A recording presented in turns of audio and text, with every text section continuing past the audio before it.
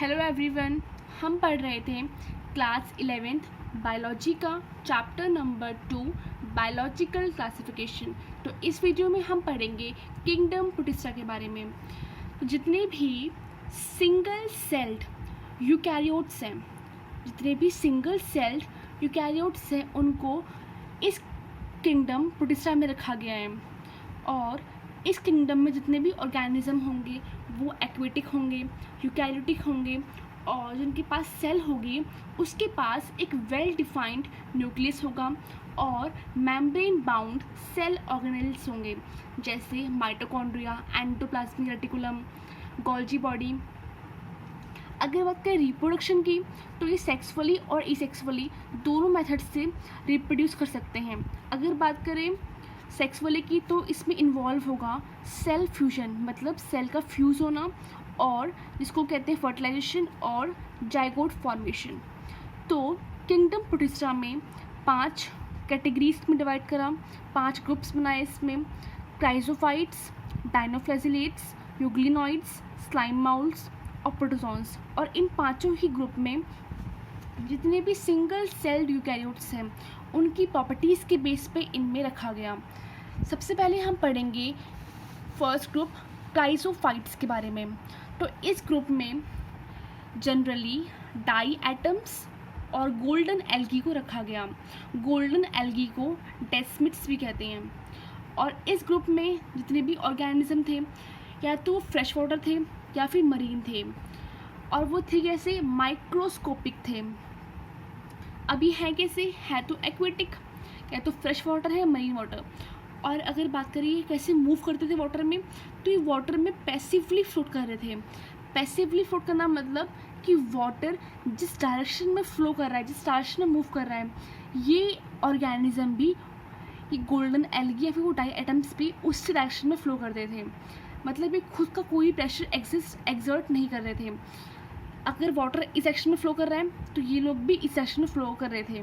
ठीक है, इसको बोलते हैं पैसिवली फ़्लो करना, मतलब खुद का कोई प्रेशर एक्सर्ट नहीं करना, जिस डायरेक्शन में वाटर फ्लो कर रहा है उसी डायरेक्शन में बह जाना। ठीक है।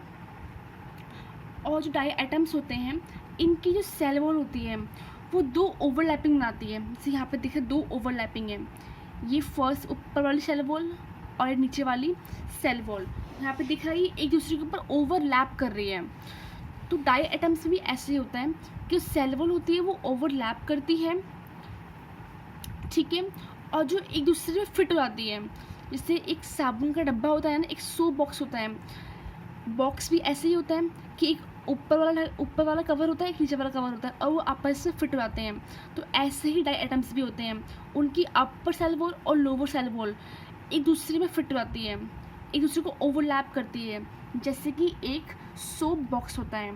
ठीक है, और जो ये सेल वॉल है इसमें सिलिका एम्बेडेड होता है। इन सेल वॉल में सिलिका एम्बेडेड धंसा होना, तो इसमें सिलिका एम्बेडेड होता है। ठीक है, हमने क्या देखा, मतलब जो सेल वॉल है वो काफ़ी टफ है, काफ़ी हार्ड है, इसलिए वो जनरली ईजिली ब्रेक नहीं होता है। ठीक है, कैसा है, वो इनडिस्ट्रक्टिबल है, मतलब वो डिस्ट्रॉय नहीं होता है। डाई एटम्स जब मर जाते हैं तो ये सेल वॉल वहीं पे रह जाती है। ठीक है, अगर ऑर्गेनिज्म मर गया, तो उसके अंदर ऑर्गेनिज्म अगर मर गया तो ये सेल वॉल वहीं पे इकट्ठी हो जाती है, रह जाती है। ठीक है, अब वहाँ पे वाटर बॉडी में काफ़ी सारे डाई एटम्स होंगे, तो उनकी सेल वॉल वहाँ पे एक्यूमुलेट होती है जहाँ पे वो रह रहे हैं उस वाटर बॉडी में, और काफ़ी बिलियन ईयर्स बाद, मिलियन ईयर्स बाद उस सरफेस पे, उस बॉटम पे एक्यूमुलेशन हो गया डाई एटम्स का। फिर उस अर्थ को बोलते हैं डाई एटोमिसिस अर्थ। ठीक है, और जो वहाँ की सॉइल होती है फिर उसका यूज़ करते हैं फिल्ट्रेशन के लिए और पॉलिशिंग के लिए। ठीक है, उस सॉइल का यूज़ करते हैं फिल्ट्रेशन ऑफ ऑयल और सिरप्स के लिए और पॉलिशिंग के लिए। इसलिए डाई एटम्स को ओशन का चीफ प्रोड्यूसर भी कह रहे हैं, क्योंकि कुछ प्रोड्यूस कर रहा है, इसलिए डाई एटम्स को ओशन का चीफ प्रोड्यूसर ही बोलते हैं।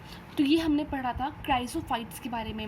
अब हम पढ़ेंगे dinoflagellates. Di means 2, flagella means flagella, देखो फ्लैजिला हमारे पास क्या है, हमारे पास हिंड लिम्स हैं, फोर लिम्स हैं, जिसे हम हाथ पैर कहते हैं, ठीक है, जो मूवमेंट में हेल्प करते हैं। अगर हम बात करें माइक्रो ऑर्गेनिज्म की, तो उनके पास मूवमेंट के लिए फ्लैजिला, सीलिया ये होते हैं, ठीक है। एक हेयर लाइक या फिर थ्रेड लाइक स्ट्रक्चर होती है जिसको फ्लैजिला कहते हैं। फ्लैजिला जनरली लार्ज होते हैं और सीलिया स्मॉल होते हैं। ये है क्या, ये लोकोमोटरी ऑर्गन है, ये लोकोमोशन में, मूवमेंट में हेल्प करते हैं, ठीक है। तो ये क्या है, डाइनोफ्लैजिलेट्स, डाई मीन्स टू और फ्लैजिला मीन्स एक लोकोमोटरी ऑर्गन। तो ऐसे ऑर्गेनिज्म जिनके पास 2 फ्लैजिला हो, ठीक है।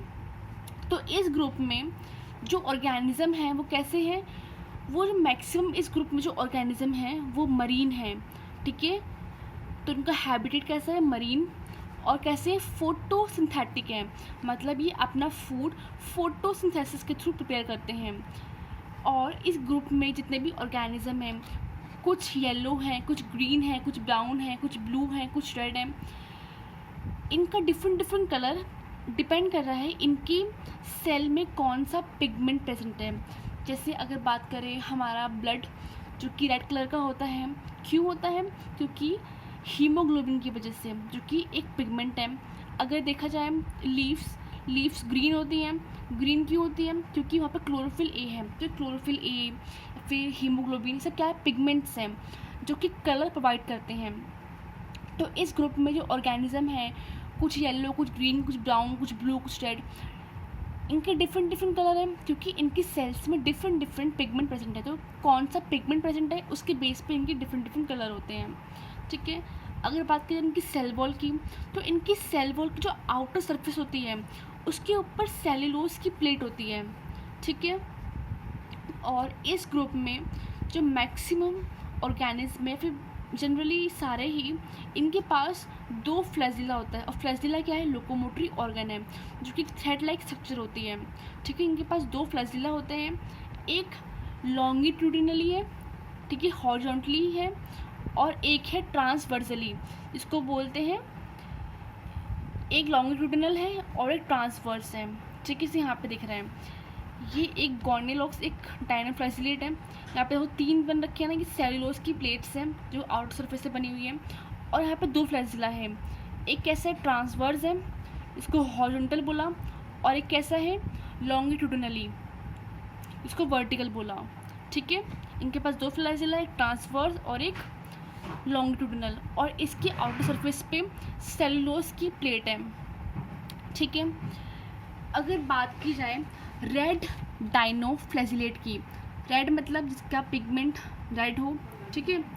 तो रेड डाइनोफ्लैजिलेट का एग्जांपल है गॉर्नियोलॉक्स, ठीक है। जहाँ अगर वाटर बॉडी में, मतलब रेड डाइनोफ्लैजिलेट कैसे होते हैं कि बहुत जल्दी मल्टीप्लाई करते हैं, ठीक है। घास देखी आपने कि अगर थोड़ी सी हो तो पूरे ग्राउंड में फैल जाती है, तो वैसे ही रेड डाइनोफ्लैजिलेट्स होते हैं जिस वाटर बॉडी में ये होते हैं। तो ये बहुत जल्दी मल्टीप्लाई करते हैं, बहुत जल्दी ये अपने नंबर को इंक्रीज़ करते हैं, ठीक है। तो जहाँ भी पाए जाते हैं, जिस भी वाटर बॉडी में पाए जाते हैं, तो ये बहुत जल्दी अपने नंबर में इंक्रीज़ करते हैं और पूरी वाटर बॉडी में फैल जाते हैं। और ये है कैसे, रेड, तो पूरी सी या फिर वो वाटर बॉडी पूरी की पूरी रेड लगती है, ठीक है। ये एक टॉक्सिन प्रोड्यूस करते हैं जिसको बोलते हैं साक्सीटॉक्सिन, ठीक है। और इस टॉक्सिन की वजह से क्या होता है, जितने भी एक्वेटिक लाइफ है, एक्वेटिक प्लांट्स या फिर एक्वेटिक एनिमल्स, वो सारे मर जाते हैं, ठीक है। इसके बाद थर्ड कैटेगरी है यूग्लिनॉइड्स, ठीक है। इस यूग्लिनॉइड्स में जितने भी ऑर्गेनिज्म आते हैं सारे ही मैक्सिमम कैसे होते हैं, फ्रेश वाटर होते हैं, ठीक है। और वो पाए जाते हैं स्टैग्नेंट वाटर में। स्टैग्नेंट वाटर मतलब वो पानी जो मूव ना कर रहा हो, जो ठहरा हुआ पानी हो, रुका हुआ पानी हो, जिसमें मूवमेंट ना हो, कांस्टेंट हो, ठीक है। तो किससे पाया जाता है, स्टैग्नेंट वाटर में, रुका हुआ पानी में, ठीक है। कैसे, फ्रेश वाटर है। और इनके पास सेल वॉल नहीं होती है। जनरली सेल वॉल कैसी होती है, हार्ड होती है, जो कि एक स्ट्रक्चर प्रोवाइड करती है, टफ होती है, ठीक है। लेकिन इनके पास क्या है, सेल वॉल नहीं है। इनके पास सेल वॉल की जगह एक प्रोटीन की लेयर है जिसको बोलते हैं पेलिकल। सेल वॉल की जगह इनके पास एक प्रोटीन की लेयर है जिसको बोला पेलिकल, और इस पेलिकल की वजह से इनकी बॉडी फ्लेक्सिबल होती है। इनके पास भी 2 फ्लैजिला होता है, एक शॉर्ट होता है और एक लॉन्ग होता है। ये होते कैसे हैं? ये होते फोटोसिंथेटिक, मतलब सनलाइट की हेल्प से, सनलाइट की प्रेजेंस में ये अपना फूड प्रिपेयर करते हैं। लेकिन अगर ऐसा हुआ कि सनलाइट नहीं मिली इनको, तो ये कैसे क्या करते हैं? अगर सनलाइट की एब्सेंस हुई या फिर कुछ ऐसा कुछ हुआ कि इनको सनलाइट नहीं मिल पाई, तो उस कंडीशन में क्या करते हैं? उस कंडीशन में ये हेट्रोट्रॉप्स की तरह बिहेव करते हैं। हेट्रोट्रॉप्स मतलब जो किसी और पे फीड करें, ठीक है, किसी और ऑर्गेनिज्म पे अपने न्यूट्रिशन के डिपेंड हो। करते क्या है? ये वर्क करते हैं एज अ प्रेडेटर, ये स्मॉल ऑर्गेनिज्म के ऊपर फीड करते हैं। जैसे इसमें एग्जांपल आता है यूग्लिना, ठीक है, छोटे ऑर्गेनिज्म को मार के खा जाते हैं, ठीक है, उन पे फीड करते हैं। तो थर्ड कैटेगरी थी। Fourth category slime moulds. तो स्लाइम माउल्स जो है ये कैसे सेप्रोफिटिक है? सेप्रोफिटिक एक टाइप है हेट्रोट्रॉप्स का। हमने पढ़ा था कि हेट्रोट्रॉप्स दो टाइप्स के होते हैं, सेप्रोफाइट और पैरासाइट। सेप्रोफाइट वो होते हैं जो किसी डेड ऑर्गेनिज्म पे फीड करते हैं, ठीक है, और पैरासाइट्स कौन से होते हैं? जो किसी लिविंग बॉडी, लिविंग होस्ट पे रह के खाना, लिविंग होस्ट पे रह के फीड करते हैं, ठीक है। तो स्लाइम माउल्ट्स कैसे हैं? स्लाइम माउल्ट हैं सेप्रोफिटिक, मतलब डेड एंड डिकेइंग ऑर्गेनिज्म पे फीड करते हैं, सड़े गले चीज़ों पे ये फीड करते हैं, ठीक है। अगर सुटेबल कंडीशन हुई या फिर एक फेवरेबल कंडीशन हुई तो क्या करते हैं? एक कॉलोनी बना लेते हैं, एग्रीगेट कर लेते हैं, ठीक है, कंबाइन हो जाते हैं और बना लेते हैं प्लाज्मोडियम। अगर कंडीशन फेवरेबल हुई तो क्या बनाते हैं? प्लाज्मोडियम, जो कि सेवरल फीट तक भी ग्रो कर जाता है। लेकिन अगर कंडीशन अनफेवरेबल हुई, ठीक है, तो ये प्लाज्मोडियम डिफरेंशिएट होता है, ब्रेक हो जाता है और बना लेता है fruiting body. Fruiting body generally reproductive body होती है जिसके अंदर स्पोर्स प्रेजेंट होते हैं, ठीक है। और फिर अगर इसके अंदर स्पोर्स होते हैं और जब ये फ्रूटिंग बॉडी बर्स्ट होगी तो स्पोर्स रिलीज हो जाएंगे, और स्पोर्स रिलीज आएंगे फिर ये ग्राउंड पे आएंगे और ग्राउंड पे आने के बाद जर्मिनेट करेंगे और फिर दोबारा से एक स्लाइम माउल्ट बना देंगे। फिफ्थ कैटेगरी है प्रोटोजोन्स। जितने भी हेट्रोट्रॉप्स हैं, हेट्रोट्रॉप्स उनको रखा गया है इस प्रोटोजोन्स में। और हेट्रोट्रॉप्स ही कौन से वाले? पैरासाइट्स वाले, ठीक है। इसमें फर्दर 4 सब कैटेगरीज हैं, ठीक है। प्रोटोजोन्स के अंदर 4 सब कैटेगरीज हैं, अमीबॉइड, फ्लैजिलेटेड, सीलेटेड और स्पोरोजोन्स। तो पहले हम पढ़ेंगे अमीबॉइड। तो अमीबॉइड इसमें जो ऑर्गेनिज्म हैं वो फ्रेश वाटर में रहते हैं, सी वाटर में रहते हैं और मॉइस्ट सॉइल में रहते हैं, जहाँ पे नमी हो उस सॉइल में रहते हैं, ठीक है। ये अपने फूड को कैप्चर करते हैं, फूड को या फिर प्रे को मारते हैं, कैप्चर करते हैं। कैसे? With the help of false feet, इसको स्टूडोपोडिया कहते हैं। फॉल्स फीट मतलब जनरली ये इनके पास ये पैर नहीं होते हैं, पर ये फॉल्स मतलब देखो ये अमीबा है, ठीक है। जब इसको दिखेगा कोई यहाँ पे प्रे है, ठीक है, तो क्या करता है? अपनी स्ट्रक्चर ऐसे बना लेगा कि ये फीट की तरह लगते हैं, पर ये फीट होते नहीं हैं इनके, जिससे उनको स्यूडोपोडिया बोलते हैं, फॉल्स फीट बोलते हैं। और फिर ये इसको अंदर पूरा कैप्चर करके वैक्यूल बना लेता है, ठीक है। तो इसको बोला फॉल्स फीट। तो इसमें एग्जाम्पल है अमीबा। सेकेंड है फ्लैजिलेटेड। फ्लैजिलेटेड मतलब जिसके पास फ्लैजिला होगा वो इसमें आएगा। तो ये फ्री लिविंग भी हो सकते हैं और पैरासिटिक भी हो सकते हैं। इनके पास क्या होगा? फ्लैजिला होगा और ये कॉज करते हैं स्लीपिंग सिकनेस। एग्जाम्पल आता है इसमें ट्राइपेनोसोमा। थर्ड है सीलेटेड, मतलब वो ऑर्गेनिज्म जिनके पास सीलिया हो। तो ये एक्वेटिक हैं और ये एक्टिवली मूव करते हैं। हम जब पढ़ रहे थे क्राइजोफाइट्स तो हमने पढ़ा था कि वो कैसे थे, वो पैसिवली मूव कर रहे थे, मतलब वाटर जहाँ मूव करेगा वो भी वही मूव करेंगे, जिनको हमने प्लैंकटन बोला, ठीक है, जैसे जू प्लैंकटन, फाइटो प्लैंकटन्स। तो ये क्या है, सीलेटेड, जिनके पास सीलिया है। सीलिया क्या होता है, फ्लैजिला और सीलिया ये लोकोमोटरी ऑर्गन है जो लोकोमोशन में हेल्प करते हैं। फ्लैजिला लार्ज इन नंबर होता है, लार्ज इन साइज होता है। फ्लैजिला लार्ज इन साइज होता है, जबकि सीलिया बहुत छोटे छोटे होते हैं, ठीक है। और फ्लैजिला बहुत 2-3 इतने ही होते हैं, जबकि सीलिया थाउजेंड्स ऑफ नंबर में भी होते हैं।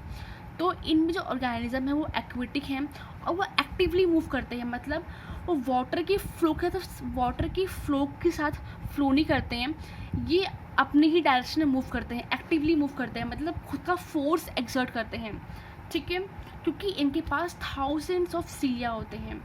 इसमें एग्जांपल है पैरामीशियम, देखा होगा आपने पैरामीशियम का डायग्राम, उसमें कितने सारे सीलिया पैरीफेरी पे लगे होते हैं।